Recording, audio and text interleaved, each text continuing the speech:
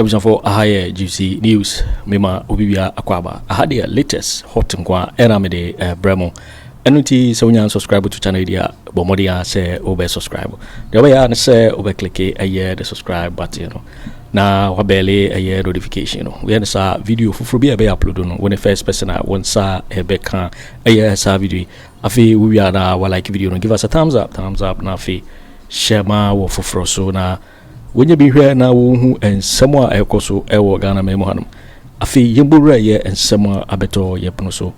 Ivan che innocent or the and summer to the Koso Parliament. A year vetting Hunsen Samuya, a year Anno Dompreh, Sasso, and a year Afenyo Markin, minority leader, the Akoko Kosui, Ivan and Addo to Emma Watu to be Eddie Amane as Uncle Winina. Now what they some to do anara and Atuja. And Tentemara Yanko a year Ivan Akachi, na Yankuti a year and somewhere a year Ivan che innocent Eddie Tuja. Yintin in Samono. We cannot expect the public to respect us when we don't respect ourselves. Right. Kamakato say respect is a virtue you earn. You practice and you earn. You can't force people to. Now, can you force me to respect Afenyo Markin or not? Say your friend is saying Anno Dompreh because the man who know TVC judgment, you know, my pass me the what I say. And what passes say? Oh, now last can I said you who know me. So I think that we really need to be very, very careful. We don't need to be kicking on emotional keyboards of people and think say, oh, because your party near people are the MPP, you know. I'm on for Bomabuo. A birum said them, a birum clan to me in Casa. I never see Chroma with MPP no crowd to me in Casa because of Abrabo Bonia, a bind a boy. Yeah? The scars are there hunting everybody. So you need leadership that will be sensible enough to speak wisdom, engage, do things a bit more, build that broken trust and confidence in people. But unfortunately, they are putting arrogant people in position. They are causing more anger. I'm a man for boo food more because what is going on when you look at it. In recent times, I think Parliament has become a nuisance in our progress as a country because Ghana for counter match on the House and all her individuals no more now. Most are not living up to that particular expectation that Ghana for a more mono. And Rana may kind of baby says, oh, here constitution now granted some reverence to the institution Parliament. The mistake people very often make is they think that reverence, you know, was in reference to individuals who occupy the House. No. Parliament, you know, your friends say institutional framework, one of the foundational institutions of our democracy. So the institution, you know, and a constitution, regarding in higher esteem, not nipa omugum. So answer and nipa no obe merited that respect, you know. You need to live up to a certain standard. Okay. And sana what merited the respect the constitution bestow on that particular institution. There are some who have been able over the years to be able to live up to that expectation because of Parliament. There are respected gentlemen, individuals are more rising, some are role models, people aspire to be like them. But in recent times, there has been a certain hostile intrusion. Some individuals have been able to enter that particular place. And consistently, they are stirring and the integrity of Parliament is drowning. And Cecilia Manoka say, offer camera and microphone do wachi, and you engage Ghanaians on the street. Ask them how they feel about Ghana's Parliament. And trust me, the answers you find, you'll be shocked. Because the House, you know, the doings or the activities, the actions and the inactions of some individuals within the House, you know, there is nothing honorable about what they do. And there is nothing honorable. There is nothing honorable about the way they speak, the way they act, just everything. That is why people are beginning to question the prefix honorable we are tied to. Because Bakacha said that honorable title, you know, is something you are supposed to earn. There was a time Murtala Mohammed or no Oye MP. Or can say feel comfortable when they call him honorable because when he looks at the behavior of some of his colleagues, he thinks most of them don't deserve the prefix honorable. But you see, Ababa ritual. Oh, once you enter there, you earn it, you have it, you grab it, and people walk away because so the 8th Parliament here, so good and from day one up to say ebe ende. and have told you, say, the worst parliament in our under this fourth republic, not a year the eighth parliament, and I say a year Thai parliament, you know. It was the most wasteful period in our democracy. Wasteful so far as parliamentary business and activities are concerned. Forever, I'm sure Ghanaians will remember that. Alaska, that is the background we are coming from. So coming here, no, now some of us are expecting, say, the activities of or the behavior of some individuals, will begin to look at this picture Ghana for and they will begin to act in a way as Sabi Ghana about build the public confidence in this institution. But it looks as if say so we have especially the so-called minority. Afenyo Markin and a Moano Alaska. So we have quite a for conduct or in this parliament here, it gives an impression, say, these are people, they know, say, their numbers cannot influence anything in parliament. Come I can't say, my minority leader, no, or the cameraman our parliament difference be him, because they are all observing the process. They are observing. On the cameraman. Difference behind him, just as the cameraman is observing, is the same thing that the minority leader. He has the right to speak, express his opinion. But Alaska, the bottom line is that the majority has the absolute number to take whatever decision that they want to take. I have an bro for not do someone say I know what blame. Me say numbers no cannot influence anything in parliament. Okay. So because my majority almost 2/3 of the numbers are major decision, constitutional, whatever they want to embark on, they have the numbers to do. So minority realizing how insignificant in this parliament, the only way your presence can be felt is to engage. Nisa obeye niema ekosi. Okay. Yanya ntokwa, yantwe in the patapa. So I know the day the central pointer, the debate will center on. So look at how popular Afenyo Markin has become so far as this whole thing is. So far as Anyama way, Nanya sa Anyama way because sen ko bia money din. Because parliament you can stand and speak. Ukasa we are, others will come in, they will shoot you down. They have the numbers, they vote, we move on. So going forward, these are some of the things these guys are going to employ. Because that is the only way their presence can be felt. Now we obi to say Anno Dompreh no can't you obi say yan cite obi for contempt. Now obi say who say ye koyana ye buy. Because Alaska, in the first place, that character any the moral locus TV be calling himself honorable. Because you go back to the constituency. Quite a fast or winning your buy. The CC hot ne a hon sem crab see na young can ye and or buy your opportunity to be on the appointment committee. So when demeanor, quite a fast or casa the tone, the posturing, and the quite fast they look at others. Clearly, you have doubts about whether that person is honorable or not honorable. Now, where Afenyo Markin as a person. Now, where Kwanya fast or address your friends the clerk in the house. Clerk and more or less on your MP, but within the frame of parliament, are a very integral part of it. So you cannot look down, disrespect the clerk and accuse him of being NDC or whatever in camera.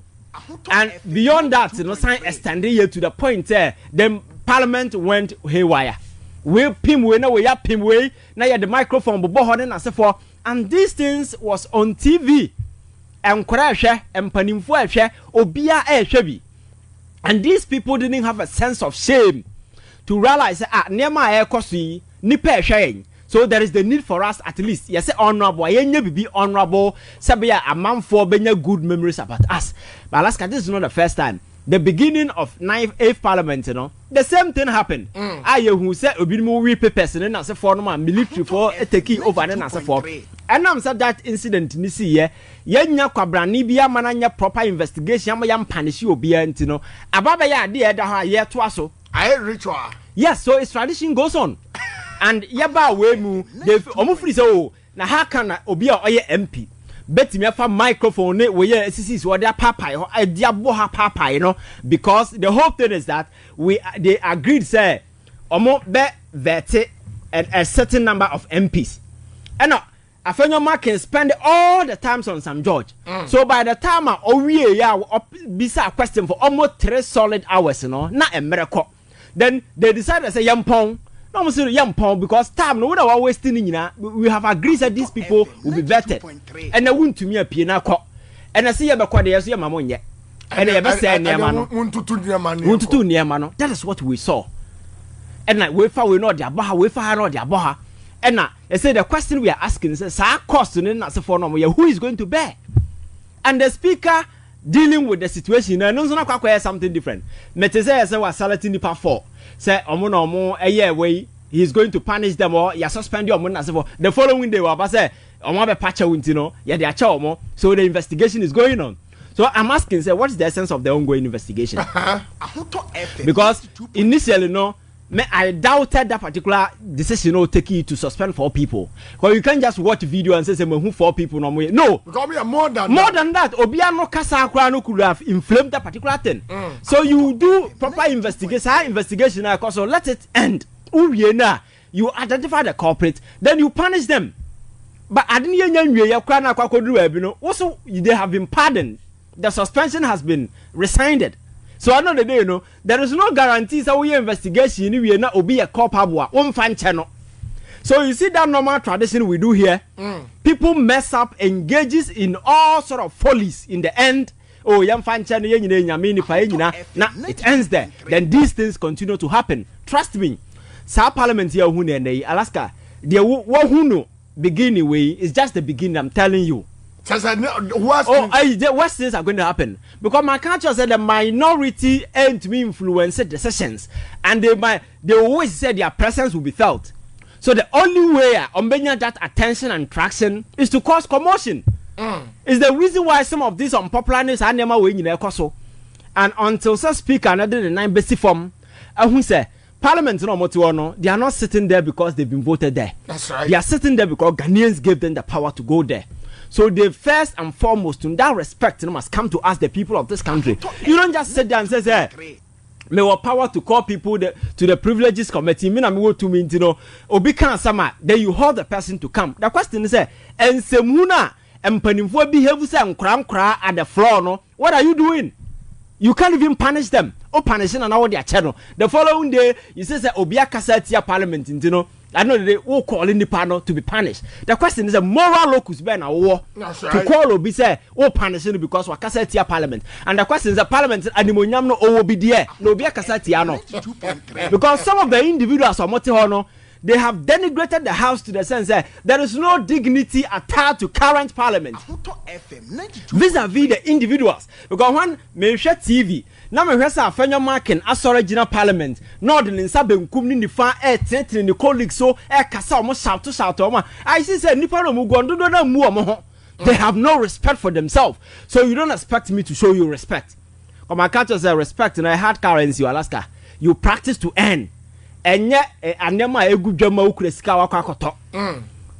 Life wa obedino enne be mani pabu na wo he TV na nipa ni gina toto ne sa se bia akora bia ya pai ne bo a o se yankoto na de mra no. This is a leader, and I wonder why the MPP will be making such reckless decision because that gentleman no there is a reason why he never became a minister. Or no scandal eso no de nam wiase na nya de ketewa o sa Afenyo Markins no scandal eso no de nam wiase na nya de ketewa.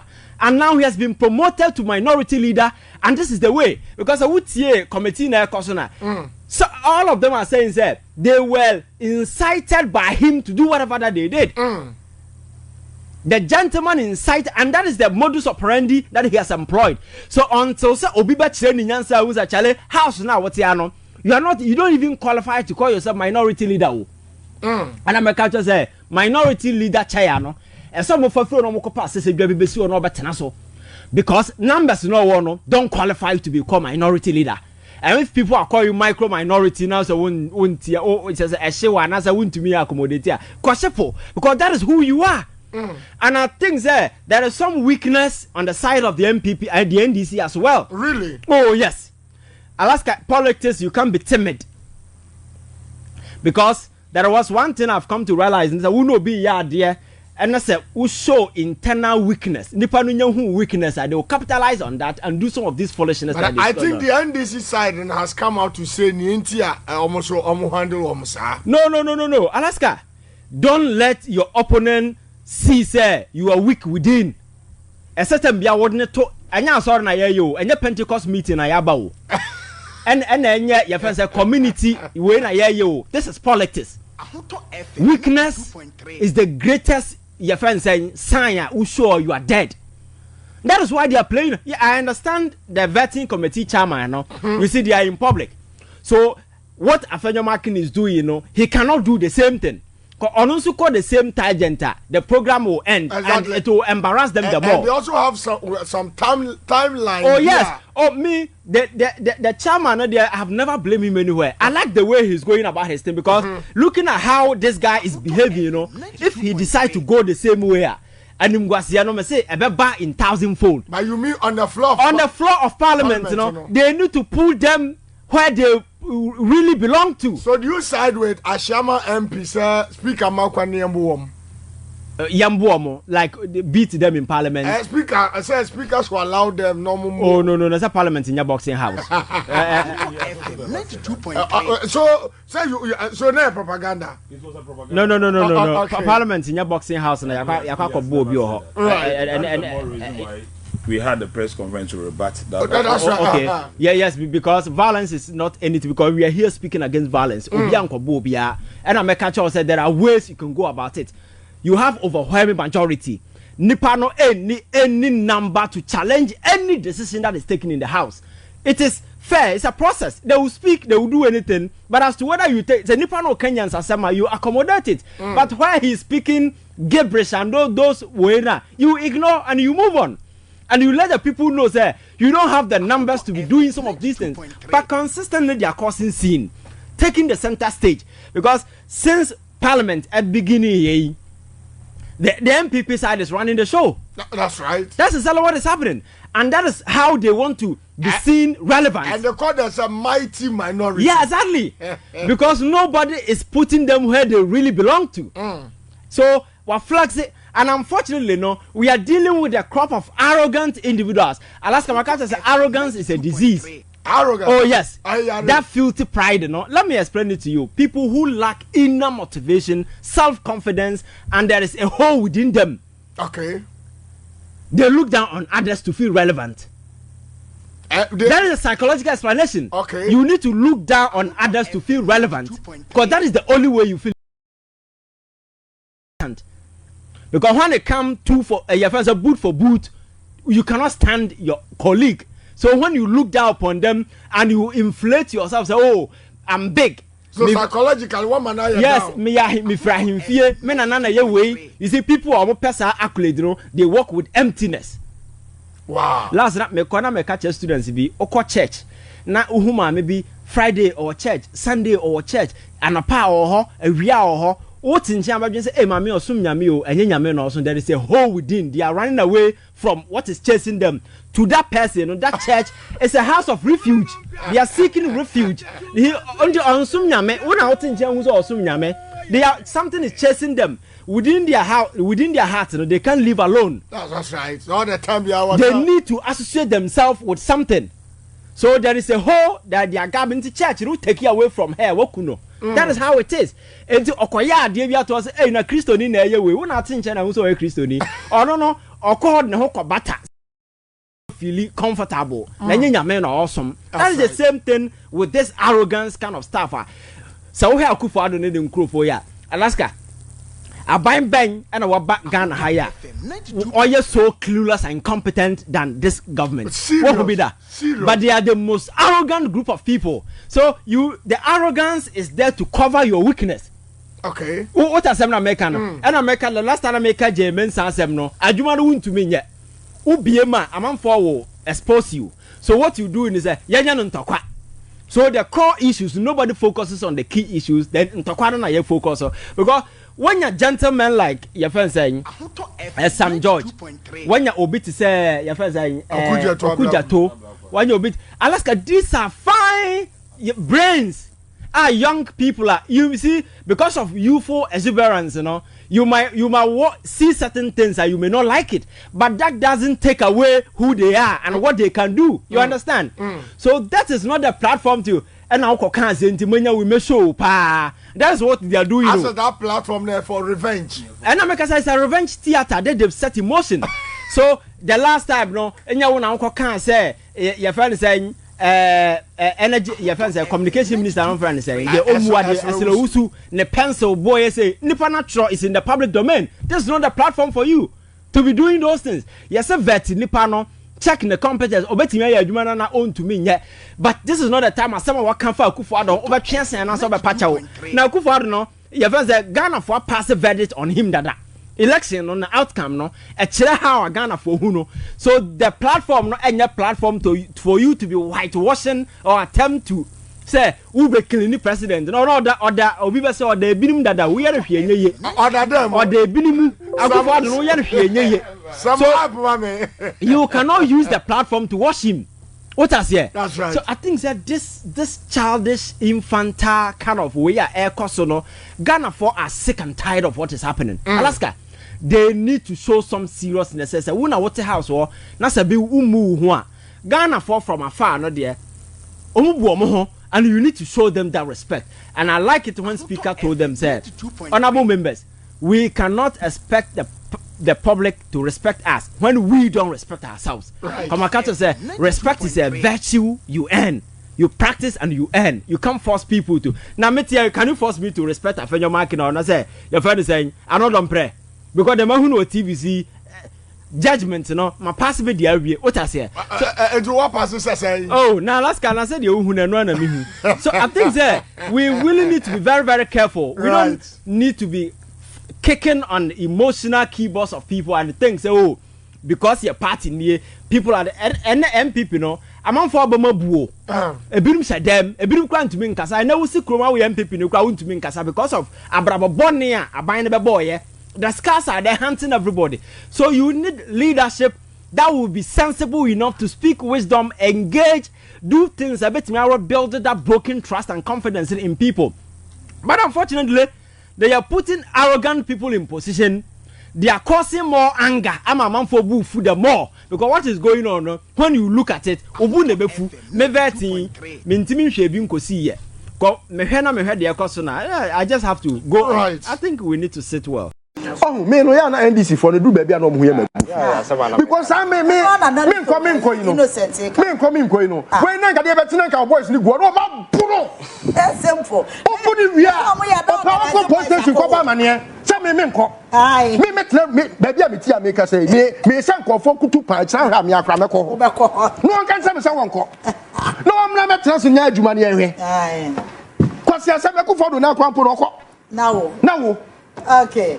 Mami ko ni ho. Me nko, say me kwa court. Me kwa court. Me kwa court. Akufo Addo no nim court. Akufo Addo otiga na no nim court. Okay. Oh, I know NDC for no kwadu baby a. He say my holier than thou. Revolution for. Mo kwa bokwa me say kwa me pesa me dem. I mean minimum the crawl. NDC pay me. NDC. Say me nko. Na wa bona moto me nko.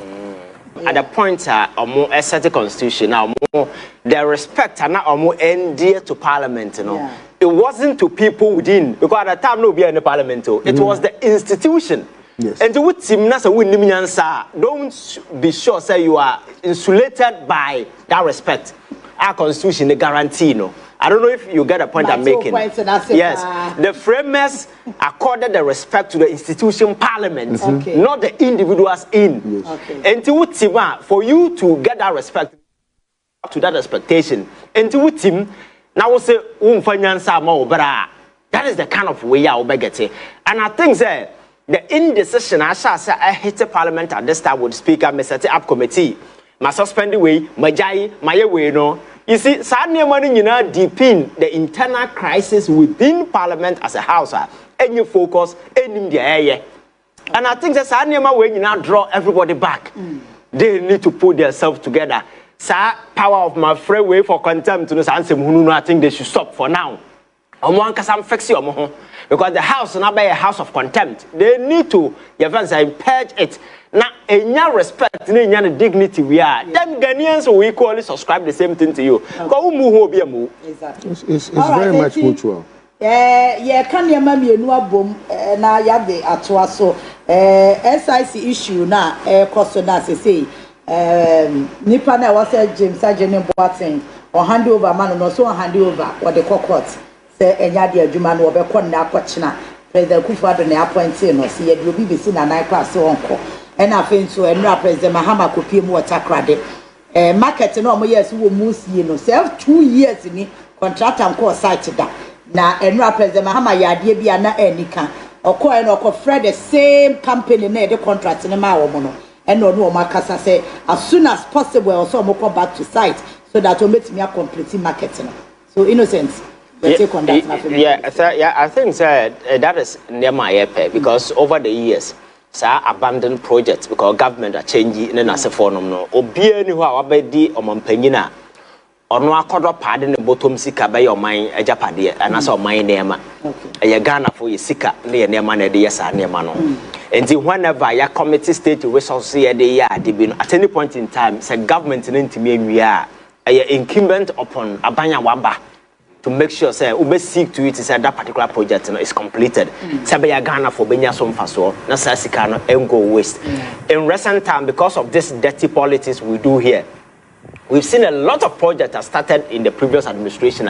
Ni now go waste. Nipa the Senate tenasi bu na ni gusu making sure say sadly me. Aya building na asiwo for almost 80 good years no rot. In the end no, I say Kwaku Annan. The state sika the committee to that particular money no I'll go waste. Ya obakaya oko Kumasi Afari Hospital. We did a lot of work on it. That particular project no so I'll go waste out and na oko ha o read crab ho.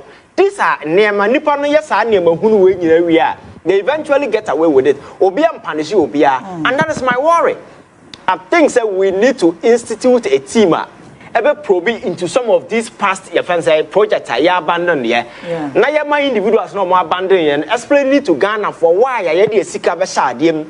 Now government will decide to let it just rot. Now me benye sika akwa starting different projects in Nasefo. Or mine no because hospitals in Nasefo so I think it's a good sign. Going forward, you know, Ghana for will not tolerate some of these things. And can market will president call no so akwa set it up. A new team say you see different hospital. You who be Asante regional brana omusi your friends stadium. One of the town me real fika crack. You almost stadium no do baby. I buy an on so new the biase. Also buy an also quite plot on so see there. They couldn't even finish. So I know the day no 2 million now wasted. Now so ma Mexican and Kawode ya. I mean yes so Kabe waste sanse no. So I think say going forward, you know.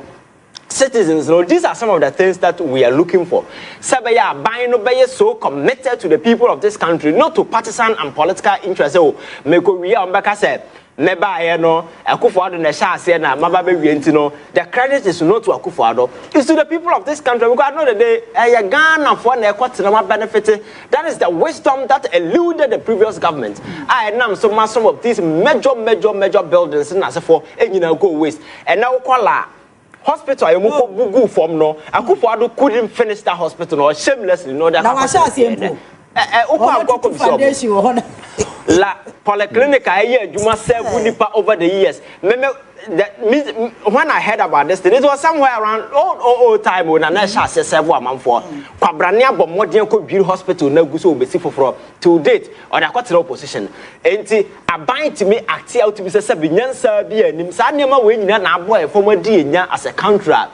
Going forward, you know, I'm expecting say the president true to his words and because my culture say any business as usual. Say oh yeah the omuye no be abine or call any failure is the reason why we have voted for a new regime. The expectation is that you don't repeat it, but rather you do things differently and at the same time inspire and engender public trust and confidence. Now man for you believe in the institutions say near ma sabi. And the Ghana for BC, because the veil of hopelessness hanging ya eson. And they say, I'm no can say, out there.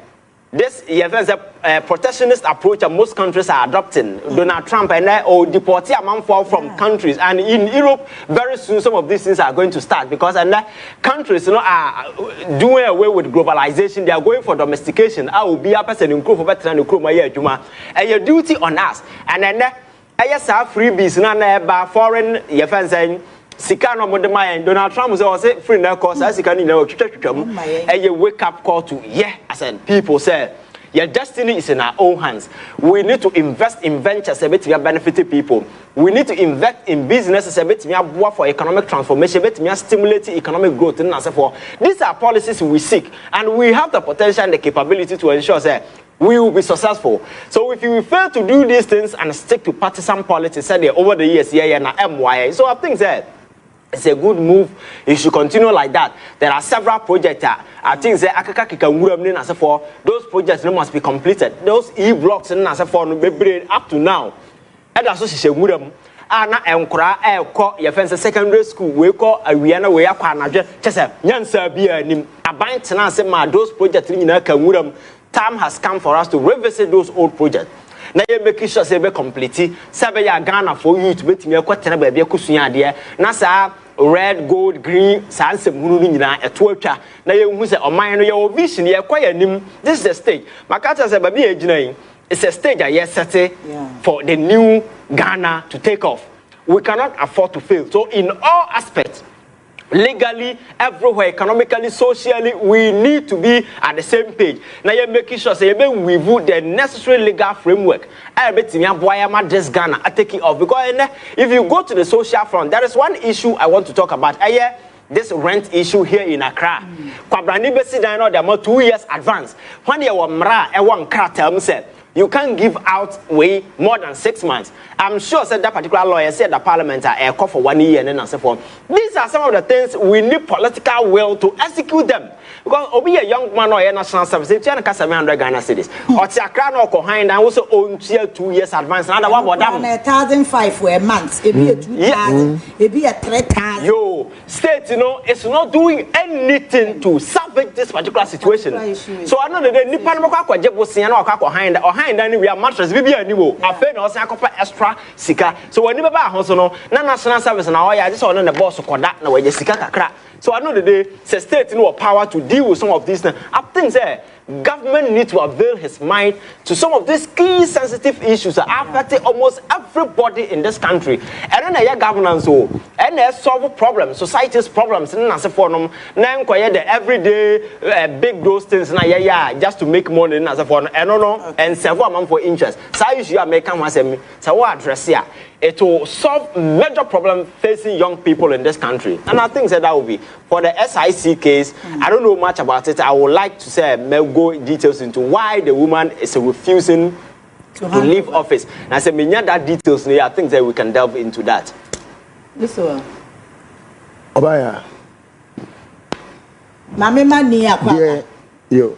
I don't know why you let it happen. I'm saying traffic situations somewhere properly and then me first assembly so na makai Ghana government about $200 million loan Akufo Addo aban akwa 2019 and almost the babe Greater Accra intelligent traffic management system sa sika na $200 million. We don't know the update of those projects. It is kind of I can't say man ya just sika near dinya. This traffic management is so for Greater Accra. It's something that maybe in your subsequent, you can look at it. We are finding out, you cannot say, I couldn't even find $200 million. You can't leave it to go down the drain. Listen, Asemo, Obaya, Ura Mahama, the man Ghana for Enya Nimujidie, the to me man in this quantum. Ebinsi da se Ora Mahama waba pe anye bia no ehu onsanu nyuma bia ede di pefe se oye osiade yo impo de wentimi no okoye akansinse no abanya oba ya eye Akufo Addo a sebi obedi wade no foto mpo a obo ya uje sika tumu no oba ye wadi mu sika ye hu sika no so mfaso asomanfo asla so a ode ba ya eno krampo enka ye fantuatua ye fanwo esi hu eto ne nyoma no eno so ode asia wo wadi sika no into 2035 get fund or the Asia will what at Disicano 2036 37 cry get fund for 2 beer John Mahama Professor Milso rolling so obobo to hono omo di musika nyina ama sese no oman no abo na wo di asem bi a eye yen de atoa no ya asem a wo di bo entoa a ema Ghanafo ye be pese ye be toa ba mawo ya meduru ba bia me ye campaign amajo Mahama na enya me den ene say o say oba be ye bibia ye frɛ no reset na tebroni kan reseta ne tintini ne tietie nyina ne sɛ ade a ɛwɔ hɔ a sabio ne nhyehyɛeɛ ne nkɔyie no o sa set ade no again. The word re means again and set means nhyehyɛeɛ no o sɛ ba bɛyɛ ni foforo enti ate sɛ deɛ why na wo Bible mu a Nicodemus and o say meye den na yawo me foforo enti say o man wei yebusa awura Mahama say ebeye den na yawo o man wei foforo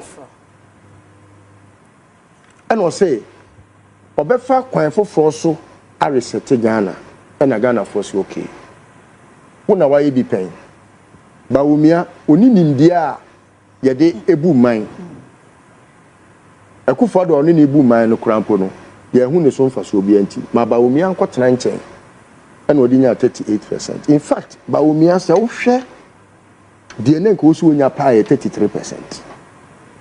Krono kakra ye twa bi agum na eboa no ma onya 38%.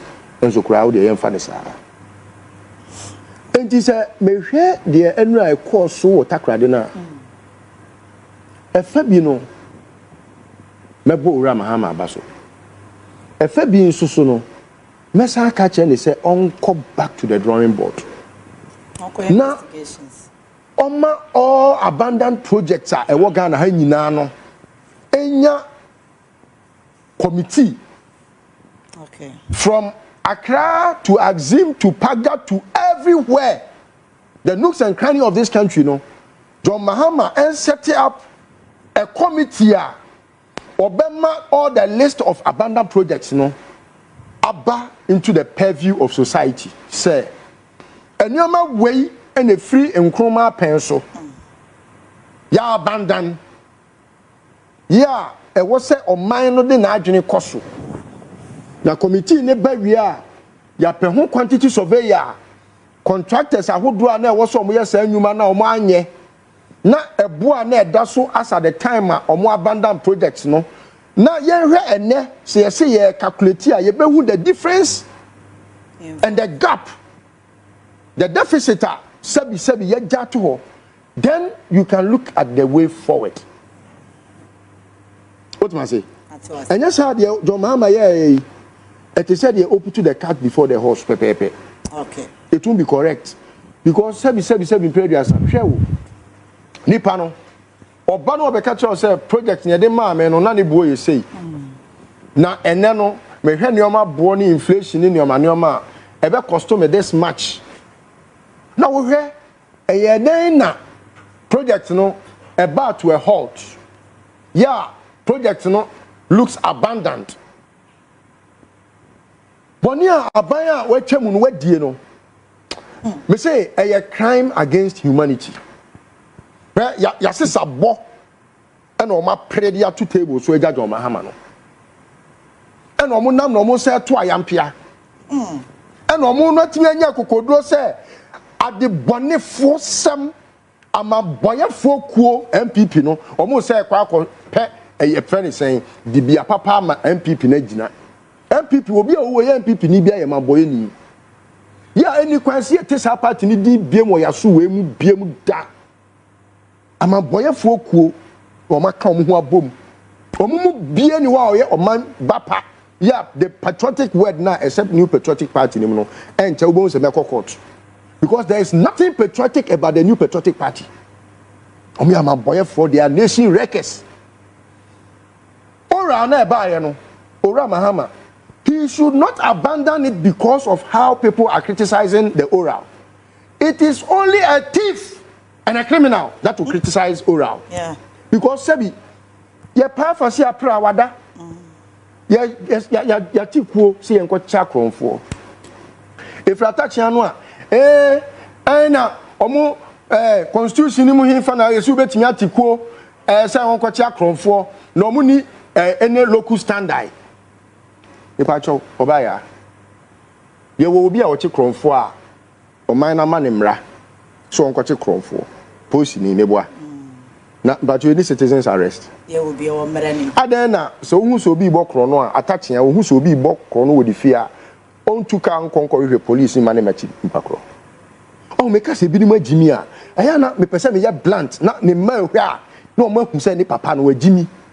Obi a criticize you already a Jimmy or your comfort or your tubotomi or your balawo or your PR remark for the criminals. Okay. And this is the time any question say Mahama otisi from said why no me am fair but I populist. Okay. I me anche kronfo no. Kronfo no so. I was said dom levo woman a certain your friend is saying to me bia what the be national audit from 2017 to 2025 Akufo Addo be campaign no. Ya audit sika bia akodi omonsem. Na omonko che ba bia sika na ebedi omonsem no adwuma a omode ye na nsesa aka no ya nyi mfi omo ho. Okay. Ehonu na oba abandon project a wo committee ni so me kan no dom level hwehwem ora fo ne ye omadwuma committee ni so hwehwe yes committee ni so hwehwe nyuma ya anye otimu se Akufo Addo nim timi begina bedwam ka se oma ye adwuma bi o baabi na NDC communicators akoho ombekọ na omotwa Bearland photo na omde ababontin na afi aban ni matwa o me kan na omo agisika o Palugu example there are so many examples and you know we are saying now about to say you want people to just abscond with the monies they have stolen. Okay. Because it will not get you to know the inside out of the subject matter. Okay. Oh, visit projects ni say ya contractor ni beba oba be kika ni nsem. You have to know even before you go there no how much the project costs. Now sika omaje sika akodu omo nsem ni omatena se afi na ko hodu obi accountable.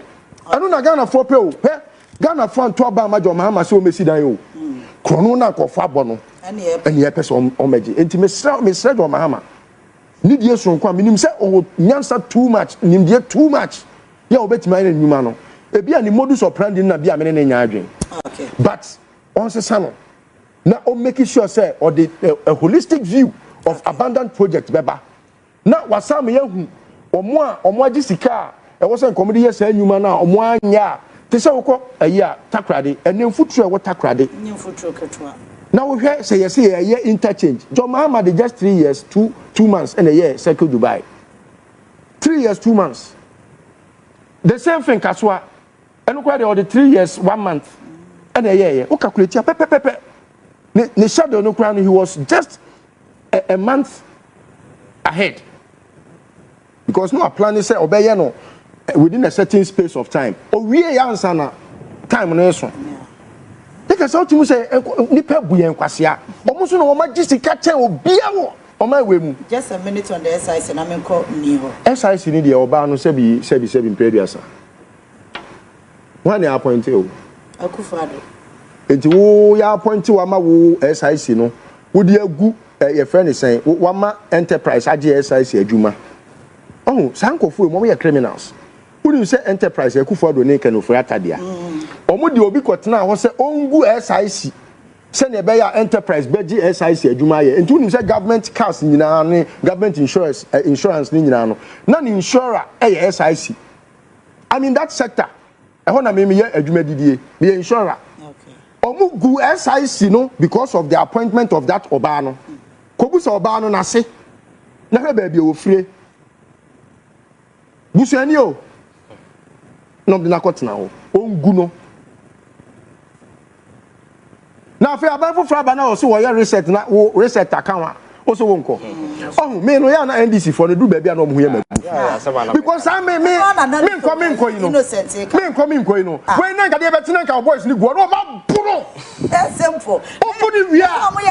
O post station ko ba mane. Say me nko. Ai. Me baby a me ti America say me say nko fo kutu pa cha ha me akra me ko. No kan say me say wonko.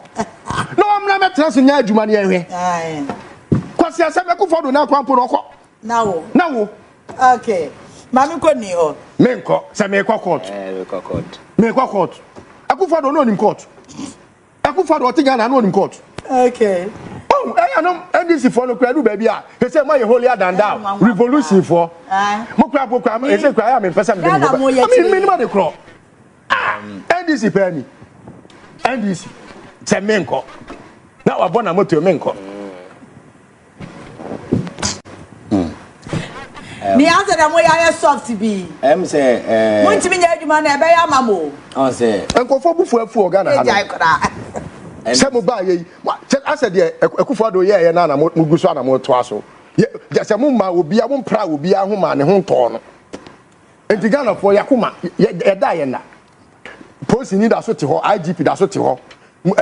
Defense ade ya se anya Akufo Addo amemo bibia won bia na enye jo Mahama wa ba ekọ bosome ekofo da so tete ho ekofo da so tete ho say me is become alonsi wa wies kasa alonsi wa wies kasa wonko that's what so wonko you waiting for winning a reporter abeto yepuno so meka say so when you subscribe to channel idea bomodi say obe subscribe now fi wa like video no give us a thumbs up now fi share ma wo foforo so na we be here na wo hu ensemo ekoso e wo Ghana memo ha so bitimi akire wadwen afaye some we nyina ho e wo comment box mu mo beti minka bi in my next video. Thanks for watching. Like and share the video. You can also drop your comment. Please don't forget to subscribe. Click on the bell to turn on the notification.